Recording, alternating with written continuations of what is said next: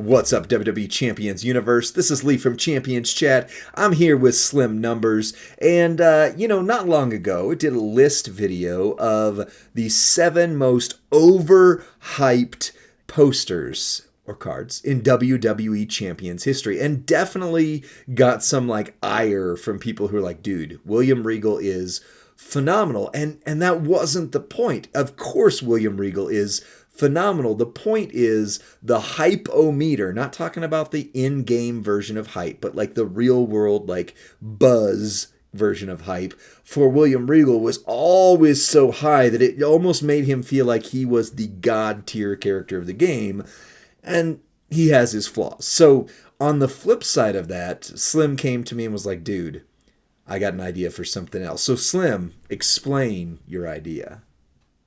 My idea is, and I never see this done in videos, you always have 10 overhyped or 7 overhyped or 7 underhyped. You never hear about the ones that were just right. The Cinderella amount of hype. You know what I'm saying? That's a great not reference. Cinderella. It's not Cinderella. It's the three bears. Goldilocks. The Goldilocks amount of... I haven't read a kid's story in a while. I got the reference, though. But the Goldilocks amount of hype, they're like, oh, yeah, this card's great. Let me show you why. And everybody's like, oh, yeah, that is great. Cool. Right. And then you just go on about your life. And these are the cards that I think everybody has accepted as I wish I had them. If I had them, I would use them. Right. When I use them, I'm not wishing I had somebody else. Right. Perfectly hyped cards. And I got a pretty good list of them. I'm not even going to say that they're the top 7. I'm just saying these are 7 off the top of my head that I was like, yeah, these are hyped an appropriate amount with some honorable mentions. Right.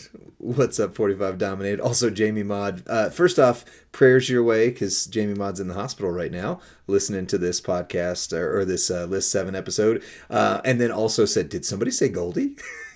Come back to us, Goldie. All right, so we do 7, so we're going to give some honorable mentions first. So honorable mentions go to who?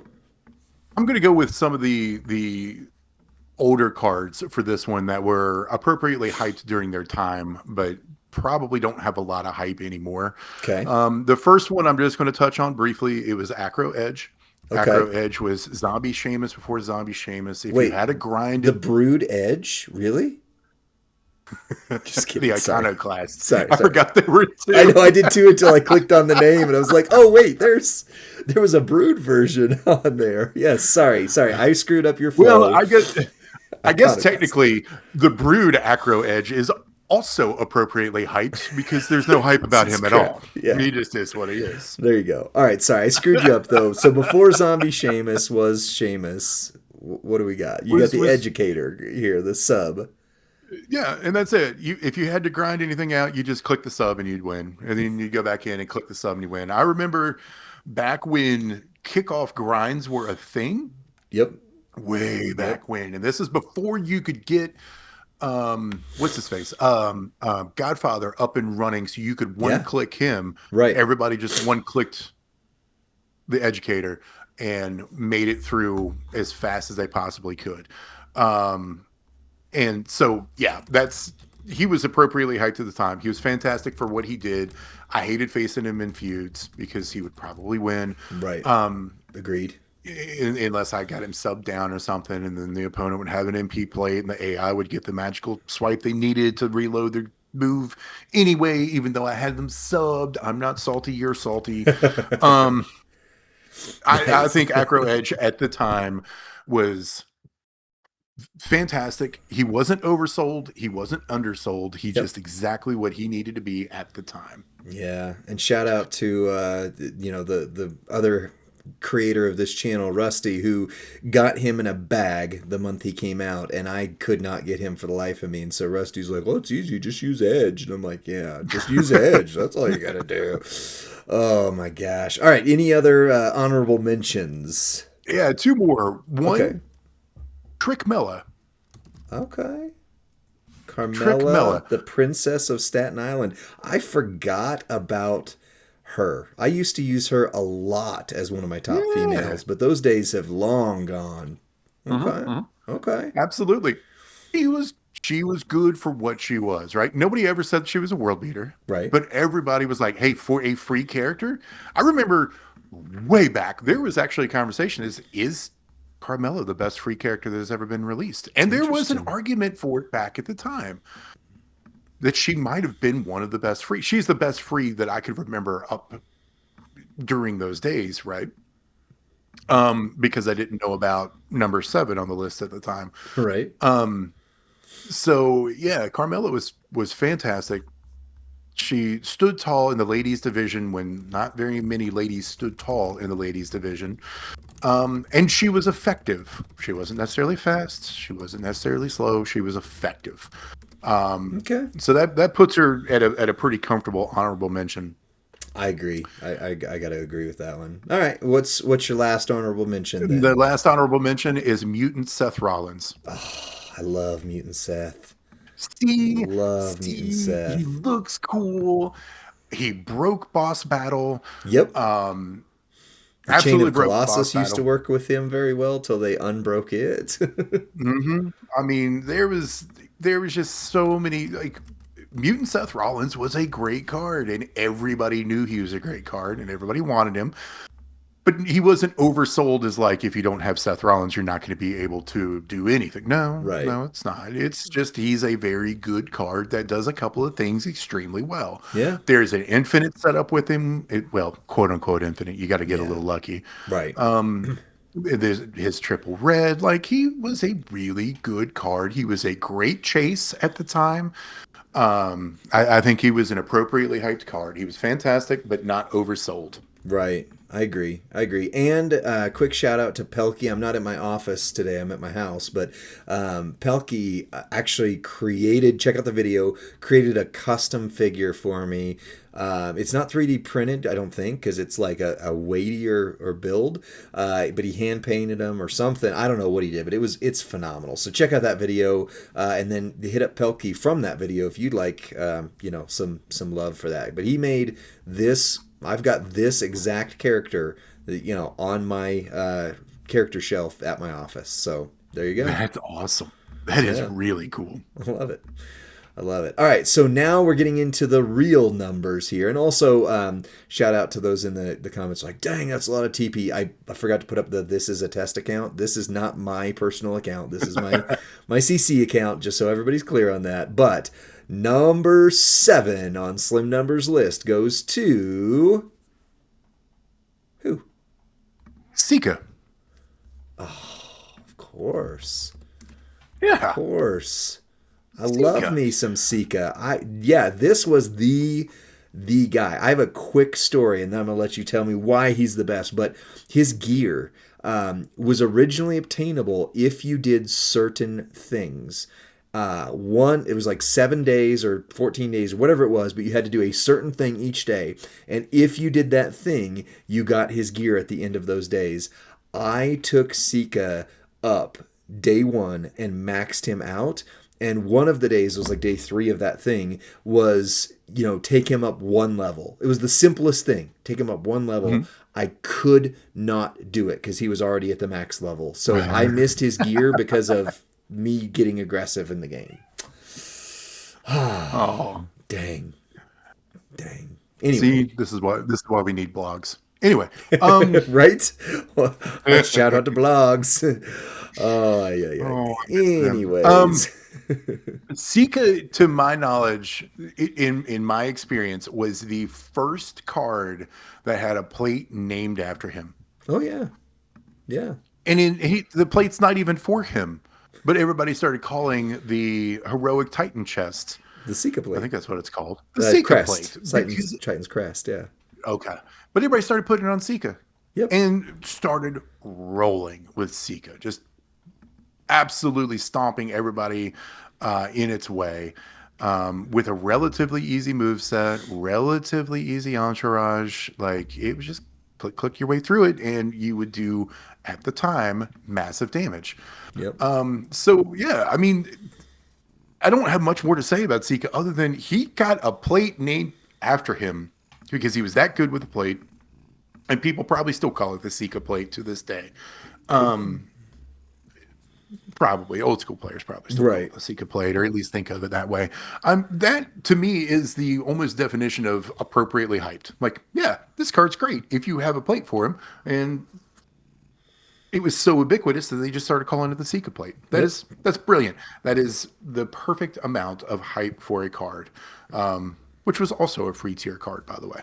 Yep, he was free, and then his tag team partner was the Big Git, and for the longest time, his tag team partner Afa was my top striker for a good hot minute. So Yeah, Afa was extremely good. yeah, Or Alpha. if Yeah, I don't know how to I'm willing yeah. to bet I said it wrong. So the heroic Titan's crest, the Titan plate, basically, Osala. All right, so number 6 then on your list is who? Shredder. Of course. Yeah. Yeah, Shredder's a yeah, great card. absolutely. And free to play from a perspective. Like Hmm. he was available for very little grind. And still, so I faced Shredder in whatever event was this weekend. It was such a busy weekend.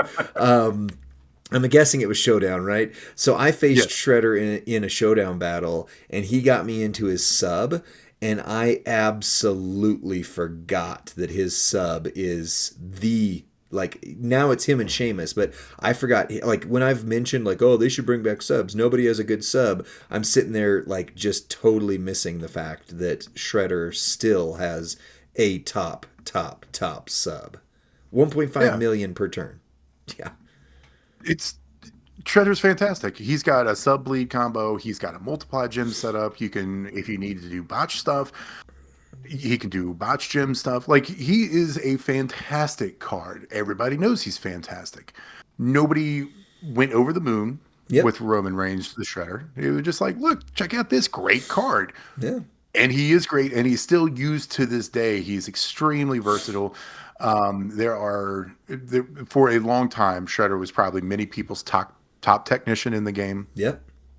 There's probably a case to be made that he might actually still be the best new gen technician in the game.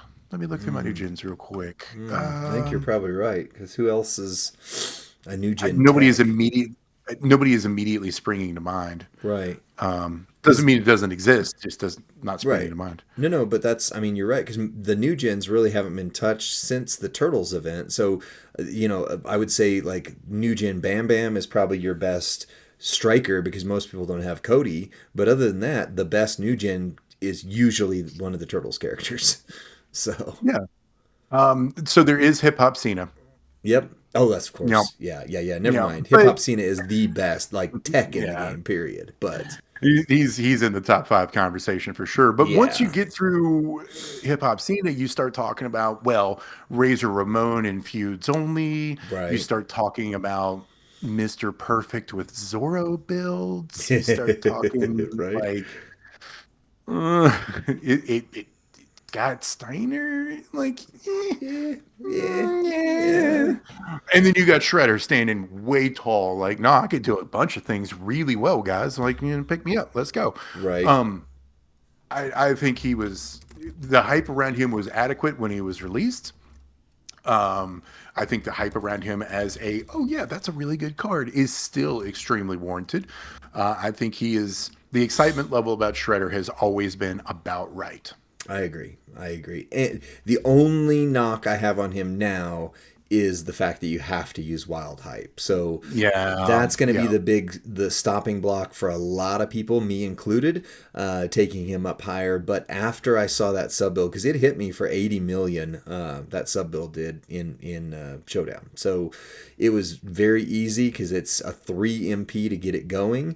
So unless you have somebody who either counters subs or counters, do this move and it increases your MP on the other, you're not going to block it. You're going to get eaten by the sub. And the AI for the way that the opponent character, the game controlled characters play, seems to default on subs. So if there's a sub in the mix, it will try to do, at least in my experience, it Mhm. will try to do the sub as much as possible. So Shredder is absolutely still one of the best And he was, I agree with you, very appropriately hyped. Yeah, I think he sits right there extremely well. Yeah. Much like my next one, actually. What number are we on? Was that 7 or 6? Good question. That was 1, 2, 3 honorable mentions, 7. He was number 6, so we're at number Number 5. 5. Slim Numbers number 5 is who? Acro Jacob Fatu. Yes. Yes. He is still someone worth having a conversation about. I personally have, for stupid reasons that I couldn't even explain to you, have not wanted to move him to his red countdown build, and similarly was in feud or something like that, or somewhere where I didn't get the turn 1 like I should have, and somebody ran that red combination, red blue combination. Mm-hmm. And I got hit, and I was like, "Oh crap! Yeah, I really need to pay attention and run him that way." But the multi pyro build is so good, so good. But So that was, I mean, that's part of the thing, right? During his month, how do I put this? When he was released, or the month that he was released, there was another event that was sidelong with it, right? And that was the turtle event. Turtles, yep. From my viewpoint, I lost all interest in the new bloodline aspect of the month, and switched over to turtles because the turtles were so cool, Right. and the contest was so engaging. The one card that I did not lose sight of was Jacob Fatu because Right. he was beast. I was focused on the pyro multi setup because it's fun. Yeah, and But that's what very his gear quickly- does. And that's what his gear does. And the moment also does that as well a little bit, but it also helps the blue, red. But that was the card. That was the S tier. Nobody cared about Showboat Solo because he wasn't nearly as good as Jacob Fatu. Jacob Fatu was the absolute get for that month. And that still holds strong. He's still one of the best acros in the game. The hype around him is appropriate. If you don't have him and you get him, you're still happy about it. You're like, all right, I got Jacob Fatu. Let's go. I got a good acro now. 2 ways of running him. If you have an Eye of Judgment plate, you basically can't win against him. Yep. He's fantastic in Titan. He's fantastic in Showdown. He's great at Showdown defense if you have the Eye of Judgment plate. He can run and feud 2 different ways. He is a great card with obtainable stuff. And they're giving hype away they're not giving it, but they're putting hype with him individually in the Titan shop. Right. What more do you want? This is a fantastic card. And nobody is hyping him to William Regal levels of awesome. Right. They just aren't. But everybody will tell you that Jacob Fatu is an amazing card, and they're not wrong. Yep, absolutely. I agree. I have not been using him as much. Basically, since I got Muta, like Muta took over the conversation for me in my acro class. But I feel like I need to revisit, and I especially need to visit the countdown build because it's all low charge. It's 1, 1, and 4. So you need 1 2 MP person on your trainers for the rock bottom, and you're good to go. That's it. Is it? Yeah. So, by the way, at tier 5, he'll do over 2 billion damage in Titan in case you need one. Tier 5? Yeah. He'll do 2 billion with the countdown setup. Interesting. No hot tag, no boost stacking, no nothing. Just him will do 2 billion damage. Okay. All right. Yeah, it's pretty cool. He's awesome. All right. Well, I feel like this is going to be good because in 20 minutes, Talent Up goes live, and I'm like, well, now I'm talenting up Pig Boy. Now I'm talenting. I mean, like this has been good for me. I don't know if it's been good for anybody else. This has been great for me today. So, all right. Well, that was number 5, right? So that was number 5. So we got number 4. Number 4, Slim Numbers Countdown. Number 4 is who? Julius Creed. Oh, of course. Yeah. Yeah. Right. Yeah. Right. You get a Tama plate and Julius Creed. World's your oyster. There you go. You've got a top tier technician in the game still. Yep. Tech is absolutely loaded. Absolutely loaded. And Julius Creed, I use Julius Creed more now than I did when I initially got him. I just keep coming back to this card over and over again like, man, this guy's good. Yep. This guy's good. Yep. You can get his hype from the Titan shop. You don't need his gear You at don't, all. but it dang helps.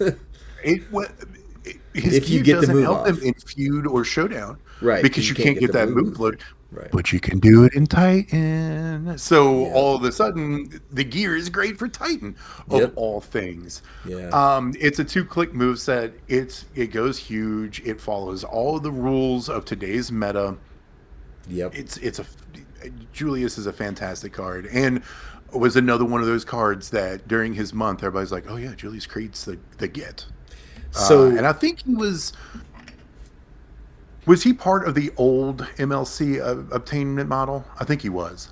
well, I don't remember. I think so. Yeah, I'm pretty sure he was. Where the S tier was like the month long chase basically, and you could get him if you did well. But what most forget is when they brought out Julius, his gear did something different, his moves did something different, and they quote unquote nerfed Julius. Do you remember this? Do you remember when they changed Julius and literally No. people were freaking the crap out and saying it was the end of the game and how dare they do this and all that? And then the CCs, of course, particularly Merrick's, started putting out videos on like, no, no, no, no, no, no, no, he's actually better now. Check this. But yeah, they changed him. I don't even remember what he was before, but if you go back to the CC videos when he very first came out, if they left theirs up, or at least watch Merrick's video where he's like, no, no, they didn't screw over. Just like he did one for Nakamura, just like he did one for Rocker Sean. He did one for Hmm. Julius where it was like, no, Julius didn't get ruined. He's actually really good. And from that point forward, so like the appropriate hype, I agree, but there's also that blip in the story where he was appropriately hyped. Everybody thought the world was ending, and then he finally got appropriately hyped again. So he almost gets two spots on this list. So, So yeah. he's 4A, 4B, 4A, 4B. 4A and 4B, yeah, right? From the SIP, no, see, Kurgan says the gear was +4 to MP and +4 to multi. Oh, wow. I forgot that. Or his gear was MP. From Desipsis, gear was MP originally. I think it was his gear was MP originally. It was 4 MP instead of 4 multi. Either way, it was they did it so that you couldn't run blue, purple, purple immediately with that without having to have any other trainers and stuff. And then the Tom because the Thomas vest came out after Julius, right? Yeah, yeah, it came out a couple months later. A couple months later. And So once that's the Tama came and out, then it was big deal. yeah, that's when he skyrocketed. Yeah, Especially was when the Tama's chest came out. yeah, But yeah, I mean, Julius Creed is just he's a great card that yep, continues to stay relevant. He's another one of those cards that feels like every time you turn around, he's getting better. right, Like the Trapiversary plate is awesome for him, yep, and probably the best plate to put in the first spot there. yeah. Yeah, just a great card, Okay. and appropriately great and appropriately talked about all through his life. Other than that blip that I, for some reason, have no knowledge of, and I'm going to have to go YouTube deep dive. Nice. I didn't mean to give you homework there. So, all right. Number 3 on Slim Numbers list is who? You already mentioned it. Oh, It's Muta. oh yeah. Of course I It's did. I didn't Muta. mean to step on that, but yeah, Muta. Holy crap, Muta. Wow, wow, is he good and deserving of the accolades. Speaking of controversy, Baby Ice for months on the official streams when Rusty and I were doing those on Friday nights had the Justice for Muta movement because we power rated Muta lower than anybody thought we should, and we said we were being fair. So this was one of the only characters where like the community spoke out and said, "No, you suck. You got it wrong. Fix it." And we re-power rated Muta, and he ended up being a 24 out of 25. Yeah, So that's about right. Yeah. yeah, yeah. So Muta's awesome. Talk to me about him because I could talk about him all day. He's one of my top guys. He's a hype 4 on my roster. I pushed my way to hype 4 with him, and he goes hard every Titan. Every Titan I use him. Period. It's so I'm going to actually struggle here because I don't know how to explain why Muta is appropriately hyped. I think the best way I can put it is whatever you're going to say about Muta, you're probably right. Yeah, right. You know, he does big damage. Yeah, he sure does. Yeah, He does big damage. He does big damage really easily. He sure does. You put a purple rumble on him and he goes twice as hard. You're Yep. absolutely correct. Yes, he does. Muta's the best Acro in my roster. You're probably correct. Yeah. You know, like Yep. any amount of hype for Muta is the appropriate amount of hype for Muta. The only wrong amount of hype for Muta is if you're like, meh, he's all right. No, you're wrong. Yeah. He's not me, just all right. He's fantastic. Yeah. Very good. He's relatively new on my roster, so I haven't really ever taken his full move set out for his spin. Oh. I don't care. I don't need to. I've got Right. purple, blue, and I'm going to blow up the board a whole bunch of times. And he's Right. slow. Who He is very slow. cares? That is the one knock on him, especially with the rumble plate because he triggers it twice. But you're also doing a gajillion damage. So Look, I play this game for the dopamine drip, and part of the dopamine drip is watching the gym board blow up a bunch. So, like, meh, it takes a little bit of time, but I get the sweet, sweet dopamine of watching him do massive damage. right. Yep. He's great in every game mode. He's great in Titan. He's just a great card. Yeah.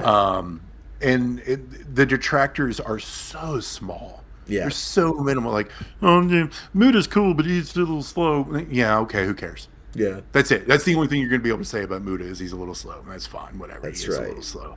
But he But rules. if you were punching to 1 billion in a regular mode that isn't even, like you'd be okay to be slow too. Like, yeah, I slowly built to $1 billion, so I mean it took me a long time to get there. Like, whatever. Jeez, come on. Yeah, now. sure, great. Yeah, same thing of the 1 billion damage. But yeah, I mean, this one was one I actually encouraged people to run him differently when he very first came out, because while yes, you did break the whole board, there wasn't the rumble plate, and then similar, but like it was one of those like, hey, you got to watch him, he's really good. Then they did the turtle plate, and it was like, oh my gosh, he is phenomenal. Then they brought out the mischief, the purple rumble plate, and from that point forward, it was like, oh gosh, okay, so you're telling me I can buff his purple gem by 1,000%, and it throws, because of the way the mechanic works, and he breaks the board twice, it throws the rumble plate twice. So you actually drop 30, and then you drop another 30, and every gem it hits is buffed by 999%. I mean,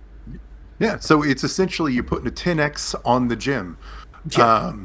Here's a little bit of continuity for you. The meta is throwing out a whole bunch of hefty multiply gems and then breaking them. If a move turns every single gem that's purple on the board into X10s and you break 60 of them, you're probably going to be fine. yeah. It's just the way it works. Yeah, Muta's, Right. Muta's fantastic. Muta is fantastic. I know your time. I can hear your alarm thing there. So we on number 2 now, or are we on number 1? Number 2 is coming up. We're Okay. on number 2. All right, number 2 on Slim's numbers list is who? Acro Rhea. Acro heavy metal. Okay. Heavy metal Rhea. We talked about her on another list with you and I on this one, and I don't disagree. So every comment we made before, I think, applies to this this character. And for those who missed it, what's the new trick that now allows you to hit even bigger damage? Oh, you just put Armor King on it. Slap Armor King on that thing. Just slap Armor King on it and you're fine. You're good. You'll roll. You'll do the things you need to do with it.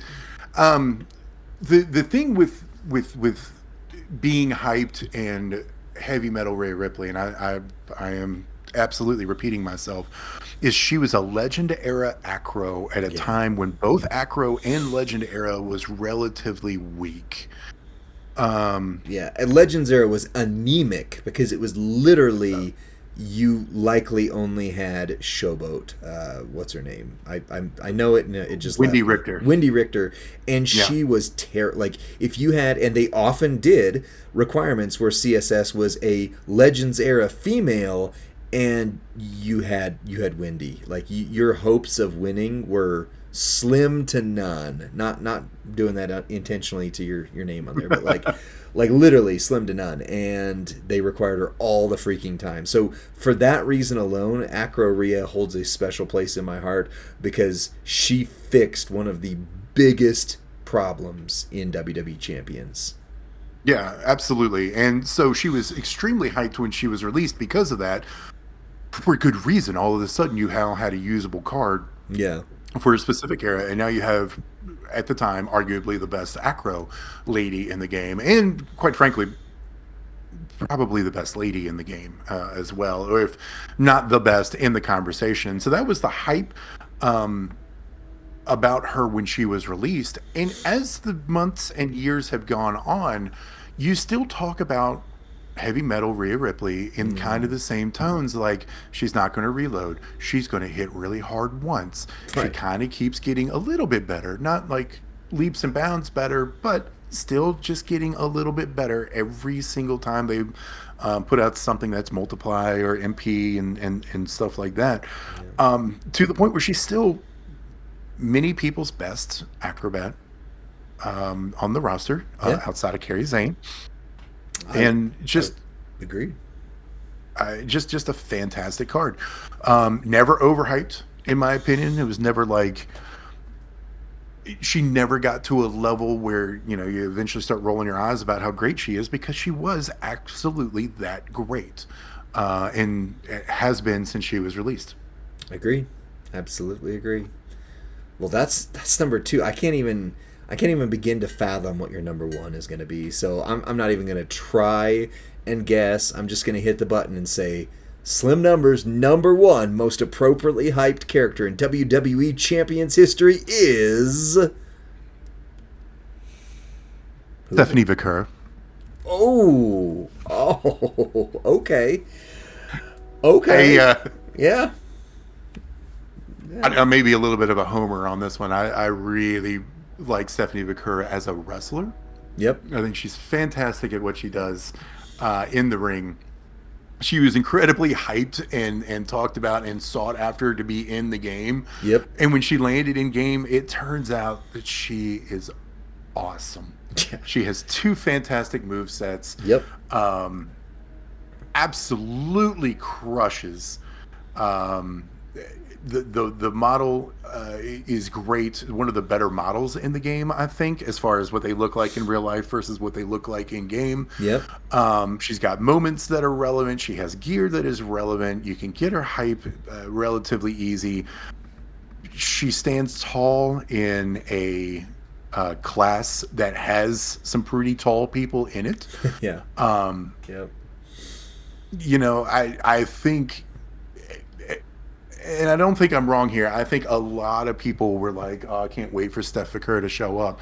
And when she did finally show up, she was able to hold her own. Yeah. And was just as good and just as exciting to use as the idea and the thought of even having her in the game was.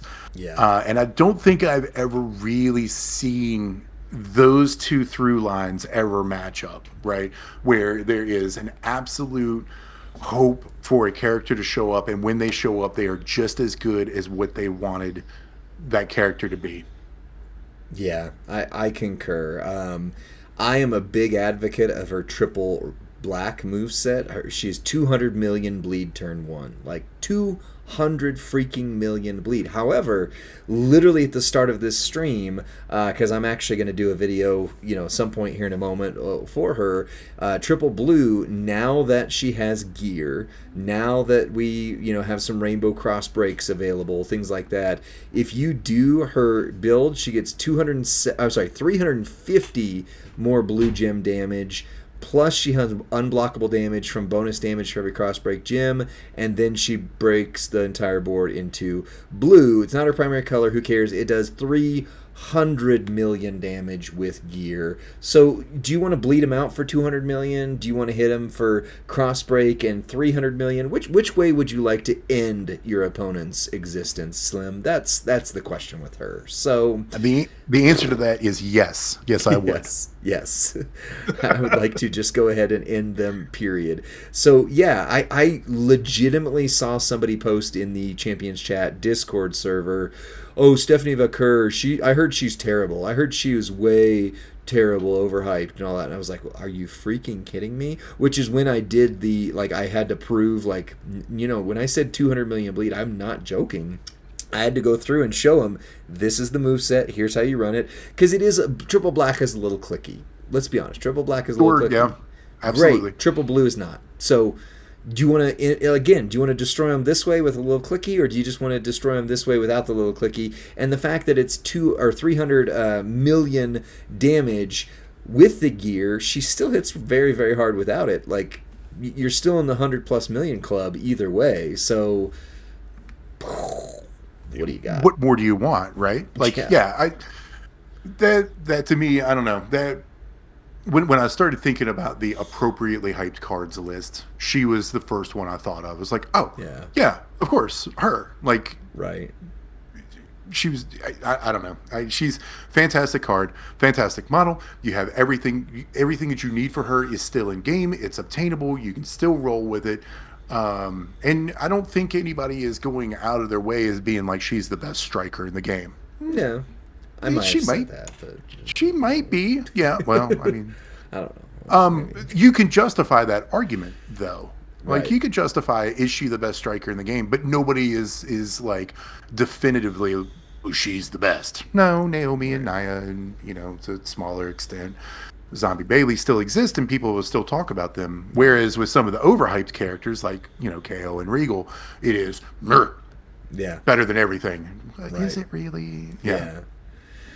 Yeah, I agree. 100%. And I think that you hit a home run with your list on this. Like, it is absolutely. I don't know of others. I'm sure there's others that are out there. Like maybe it's a zombie penta, maybe it's a whoever. But I mean, one way or another, I think those 7 stand and will stand the test of time, as those are some of the most appropriately hyped people in history of this game. So if you missed the original video, we talked about the 7 most overhyped people in WWE Champions history. So go back and check out that video. Make sure you follow Slim Numbers. Follow him on Twitch. Follow him on YouTube. Like every video. Go to his channel right now. Start the video. Hit like. Go. Let it play. Go to another browser window. Open that one in his next video. Click like. Let it play. And then just let every single video play to the end. And like and subscribe to every single video he has. And that is how you can share your appreciation for what Slim Numbers does to this community right now. What else you got, Slim? Thank you. That was dope. I would say everybody do the same, but it's your video, so they're already on your channel. Chances are they're already subscribed to Champions Chat. If you're not subscribed to Champions Chat, please do. That's right. Like, subscribe, and share. It really helps them out. That's right. Thanks, Merrick's. You know what's funny, though? Just totally aside, but I realized for a while, I've done the whole, at the end of you just go into like brain dump mode and you don't even think about it. You just say the same thing at the end. I'm like, hey, make sure you like the video, subscribe to Champions Chat. And for a while there, I was saying, like, subscribe to the Champions Chat because it really helps us out and we try to be helpful to the community. I was like, why do I always add that? Like, yes, I want to make sure people understand, like, our motivation is to be helpful to the community. And then I realized, oh, my brain was actually defeating a problem I didn't even know I was creating by saying that, because if I didn't say that extra thing, I was just basically like copying Merrick's closing. So I wasn't trying to one-up Merrick's closing. I was just trying not to be the guy who's like, oh yeah, he just pulled that from Merrick's. Not do the same thing. Right. So I got it. All right, we'd probably end the video. I got a story about that. Okay, I'll end the video, and then for those on Twitch, you get to hear the story. Like, subscribe. We appreciate you. Bye.